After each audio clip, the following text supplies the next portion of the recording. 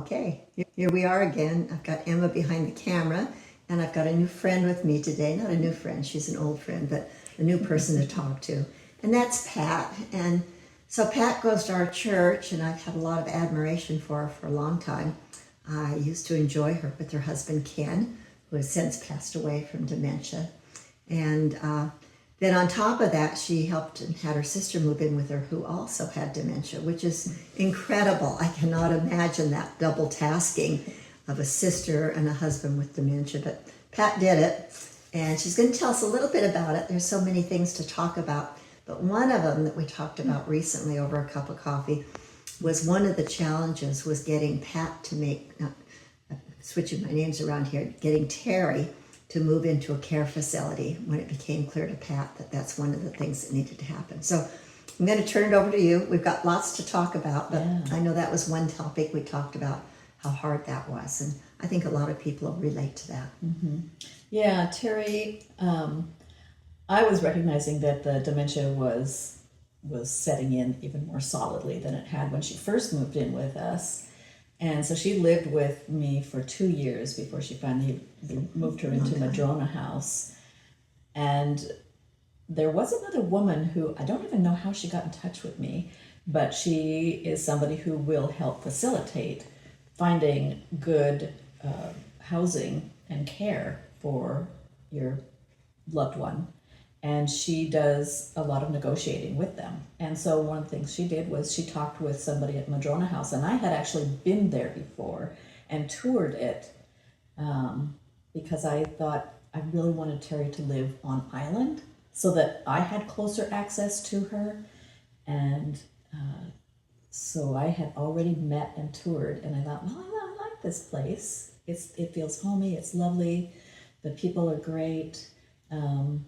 And then it just went on hold for a while. But backing that up, I think that we had talked about some different places that we had gone even before that, because I thought, well, I really need to find something. And there was a lovely place in Silverdale, and Ken was still alive, so we drove over there and parked a car, and Terry was it going to happen? And I said, well, Ken and I are just going to go in because we want to see what it's like. I mean, we might want to move here. Good strategy. That didn't go. No, she wasn't buying it. But we did go in, and I told the person who was going to give us the tour, I said, well, my sister is the real reason that we're here, but she's not coming in out of the car. And she said, well, yeah, that happens. And so she was great because she filled me in on information that I wasn't really aware of, having to do with housing your loved one and different things to look for. So that was wonderful. And then we got this lovely tour, and I thought, I wouldn't mind living over here. This is beautiful, right on the water, and, beautiful facilities. And they were managed and run very similar to Horizon House in Seattle. Now, Horizon House is where our dad was, and he had dementia, and he had known it from the get-go, that what was happening, because it ran in his family. His mother had it, 2 of his sisters had it, and so he recognized it when it started manifesting and affecting things that he did. So eventually we all siblings, we all met with him and toured Horizon House, and we all agreed, no, this place is wonderful. Let's do this. So that was a perfect choice. That was an easy transition with your dad, that by your easy. sister. And then we come to Terry, and ever since she was a kid, she was stubborn. And you're a sister, and you've got your own dynamics as sisters. Yes. Yeah. No, she always put her foot down very loudly, against my dad and everything, but he just it rolled off him well, that's Terry. Now you're first trying to figure this out. Yeah. And so very unlike you and Mike, I really admired reading your book and how much you two worked together from the very start, recognizing something that was coming through on his work that just wasn't him. Mm-hmm. It wasn't what either of you were used to seeing. Mm-hmm. And so the two of you agreed, let's go see what's happening. Let's see if we Wasn't can't without do its that." own challenges, but yes, we Yeah, did. yeah. But Terry, no. No neurologist, no doctor, no, I am not going. Right. And this started when she was still living in Colorado, which is where she had been a pastor for 18 years with the United Methodist Church. And her daughter knew that something was going on. She didn't know because her daughter lived with her at the time, but she didn't know what was going on. And in fact, some of Terry's parishioners started recognizing what was happening because they had already experienced similar things with their own parents or friends. Right. And so they knew, but other parishioners had no idea why she was missing deadlines, why she wasn't bringing up things that she should, and they were getting angry. Right. Yeah. So how did you move this forward when you all of a sudden, she's not wanting to go and it becomes clear you really need to make a change? What made it difference? How did you move that forward? Well, on the one hand, what really moved it forward was her being asked to retire. So it's their regional conference. The congregation had put the word into them, we need somebody to come out and talk with us and talk with Terry because here's some things that we're noticing. And what that resulted in was a very kind letter to Terry suggesting, after he talked with her, suggesting that perhaps she needed to retire at the end of that year. So retirement was a deciding factor. And then at your stage, you had her then for another year or two. Mm-hmm. And then now you're trying to get her into a care facility. How did you accomplish that?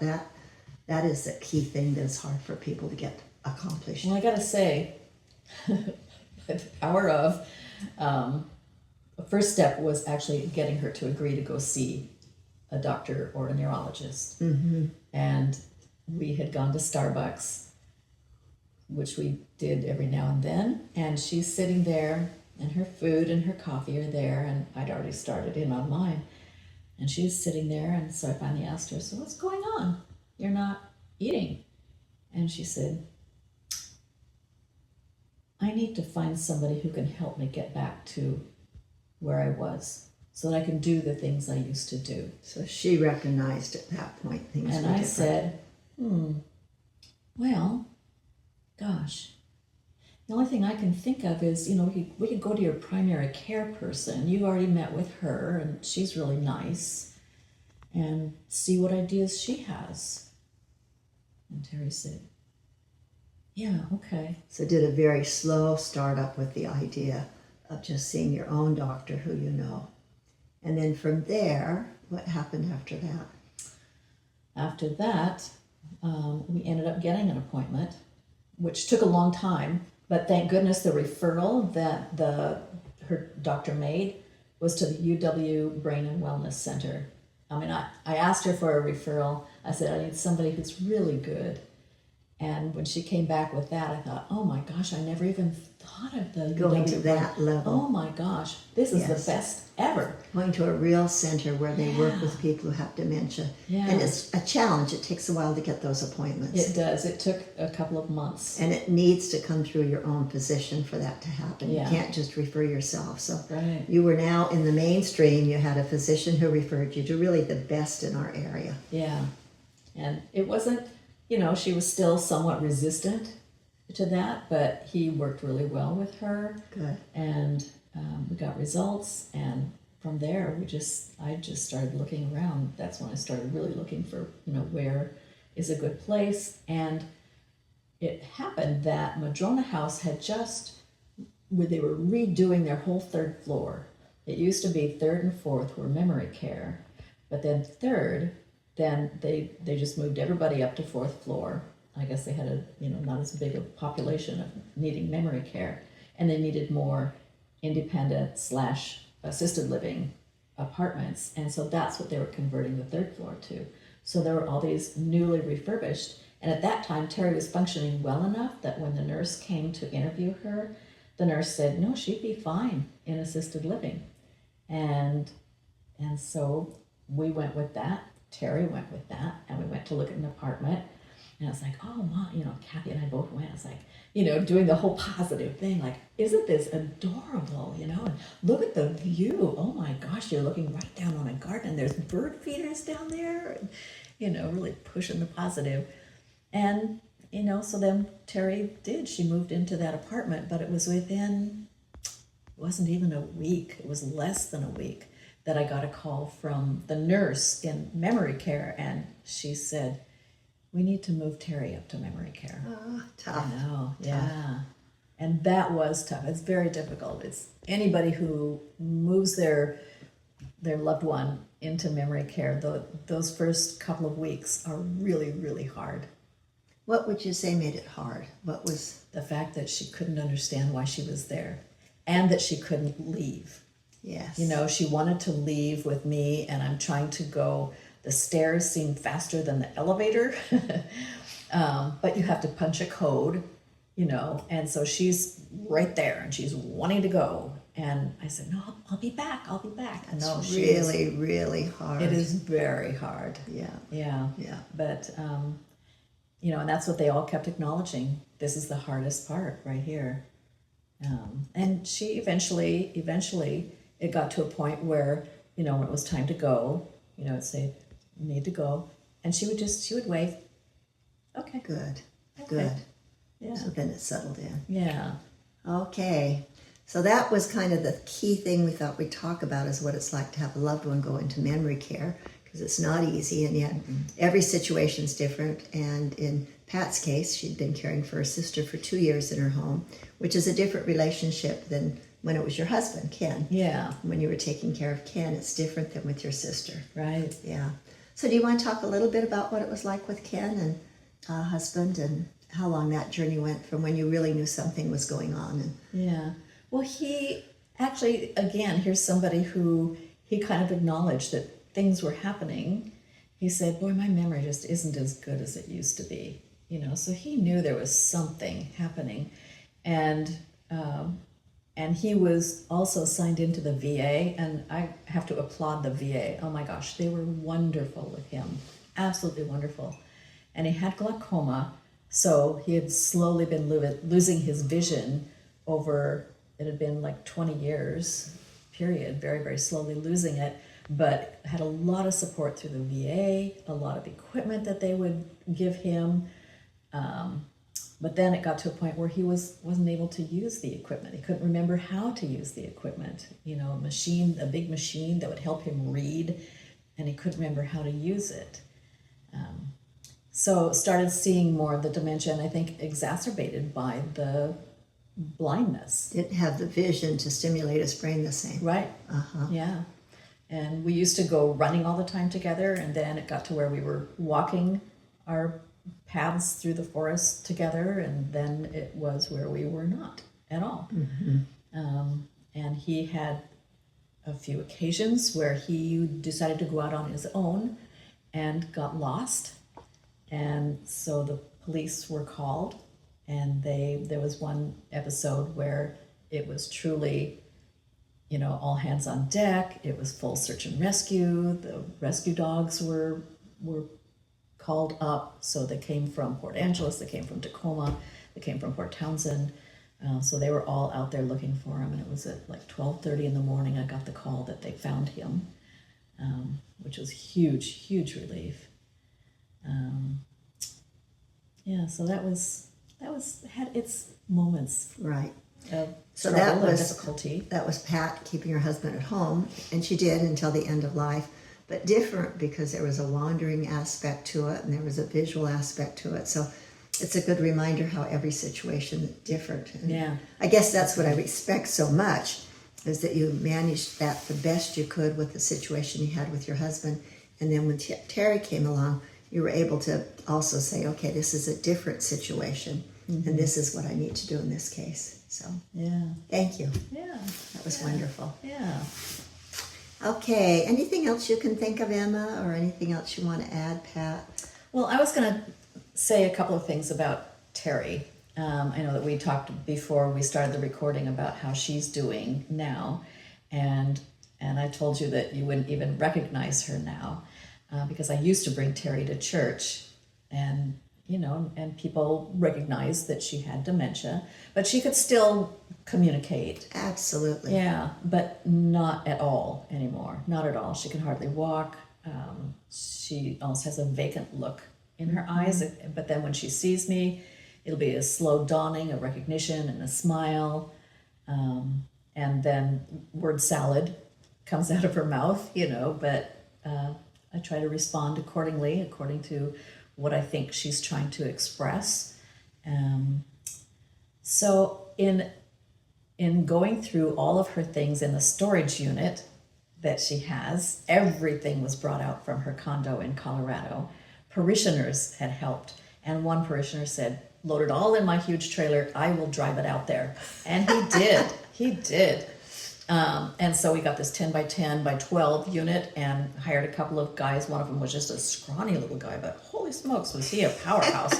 And he would heft these huge boxes that I can hardly move now because they're so heavy. And he'd get them way up on top. And I thought, oh, why did you do that? I'm trying to Never deal coming with this down. by myself. So now going through this, I have found a couple of things that I thought. One of them, I am going to see if I can hang it in her bedroom. Oh, nice. It's a favorite picture that she had in her office. I have no idea if she'll recognize it, what it will spark, but Oh, isn't this lovely? it's her Yes. favorite picture of Jesus. Isn't that nice? Yeah. Yes. Yes, that's lovely. Yeah. So I have no idea what her reaction, if any, will be. I don't know Right. if she will recognize it. I really Right. don't. But I thought it's worth it. And I asked Kathy last night, told her what I wanted to do, and she said, "Oh yeah, do it. Tell me what happens." And Kathy's another sister, Yes, so she is. a little consultation. You're doing it on your own. You're primary because you live local, and Kathy Yeah. lives a little further away. But the fact that you can even run it by somebody, Yeah. what do we do about this? And she Yeah. goes, heads down. Let's just do it. Hands down. Let's do it. Yeah, yeah. So that's fun. So the other thing I brought was something that her parishioners had put together for her. I'm thinking this was when she retired. They put this book together for her. Lovely. And this is a church that she started, with all these people that they'd sort of go from, a schoolroom to a post office space and, just space to pay in this tiny town. But one of the pictures I just thought was absolutely lovely of her.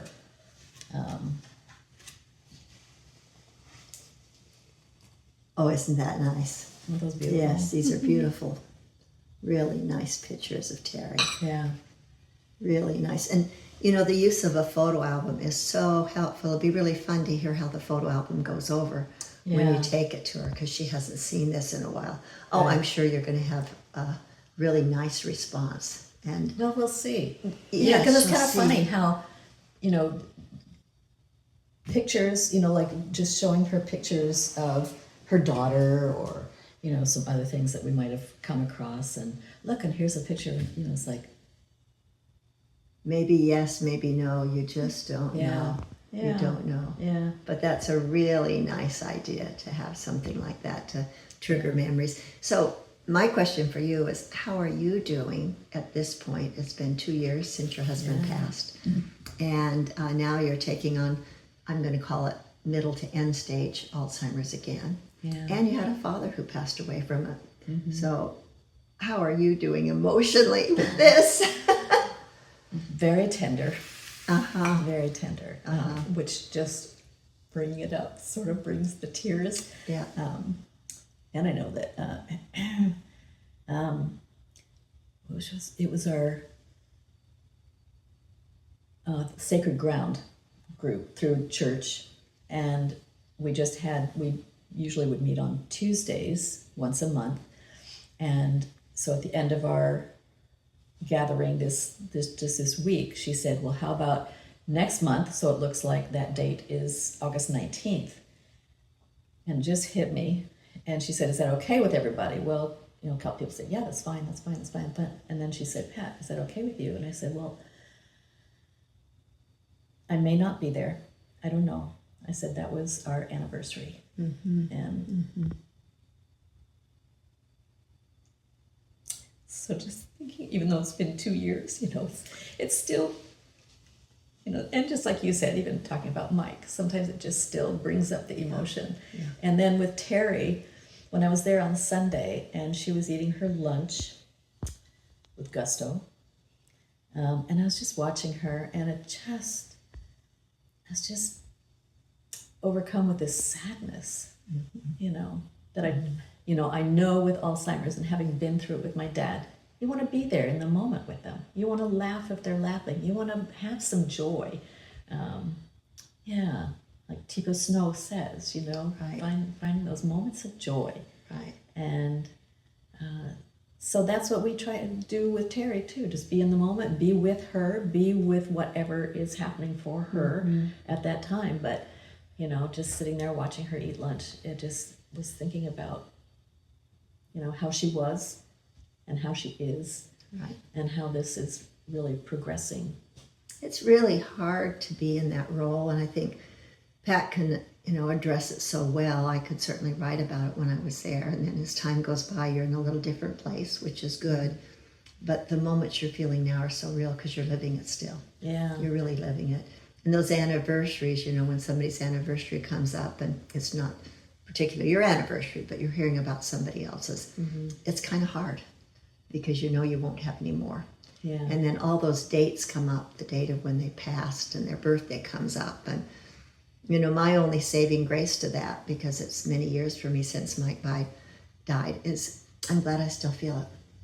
Yeah. Good point. And that happens because you love these people. Yeah. And so, it's touching, and yet I'm glad I still feel it. Yeah. It should be. So, Yeah. thank you. You're welcome. Thank you very Thank you much. for having me here and talking about it. Oh, I yes. think it's such a joy to talk about with somebody who cares who has had that and experience. is open to the conversation. You Yeah. don't want to bring it up any old time. And to Emma, who picks up scones for us. Yeah. Thank you, Emma. Thank you, Emma. Okay, anything else you want to add, Emma? Maybe if we want to do something similar to what we did with Flory, where it's, if you had one piece of advice you wish you had going into it, like any of the journeys, whether it was your father or your husband or even your sister, like what was one piece of advice you wish you had? I don't know if there's anything that I wish I would have had. Kathy and I, when my dad was in Horizon House, it just so happened that Tipo Snow was there, and she was giving a workshop, and it was the best thing that we could have done because it gave us that jump start into how to relate to a person who has dementia. How you don't stand over them and if they're seated and talk to them. No, you get down on your knee, so that you're more at eye level with them, to talk with them. And just the way that you address them or things that you do. It was a great start, and it got us started into going to some of the Alzheimer's workshops that were being held in various locations around Seattle. So educating yourself. Educating yourself. Absolutely Yeah. a front end. And it's so funny. I think Emma's asked the question before. I don't know if I've said it before, but probably have. For me, I wish I had known that there was the possibility that Mike would still know me and still be there at the end of his life, because I did not know that was possible. And it's not always. Yeah. But I wish somebody had told me that. I didn't know that till way late, and the hospice nurse let me know that people don't necessarily not know you at the end of life, and that they can still be there. So that's what I wish I'd heard early on. Emma reminded us of a conversation we had off camera, and it has to do with when do you figure out that you no longer need to do the things that you were doing before in relationship to going to the dentist with your loved one, going to doctor's appointments with your loved one. And I know when hospice came into Mike's life, I was told he no longer needed to go to the doctor. And that felt really strange to me, that we no longer needed to see the doctor, because hospice would communicate how things were going. So anyway, Pat and I had a little conversation about a trip to the dentist for her with her sister Terry. And so we're going to try and recapture that now, what that was like. Yeah, because when I'd taken Terry before, she did pretty well. She was pretty mobile, so we didn't have too much difficulty getting into the office. And the hygienist was absolutely marvelous with her.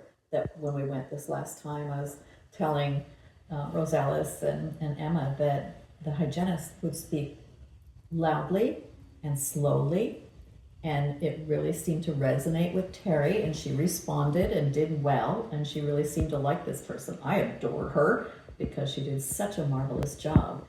But given that I was telling Rosales that Terry can't really walk anymore, you know, she does these very slow, tiny, tiny shuffles, but she doesn't have a sense of balance hardly at all. And sometimes, and I've been there, she will just suddenly go backwards and fall.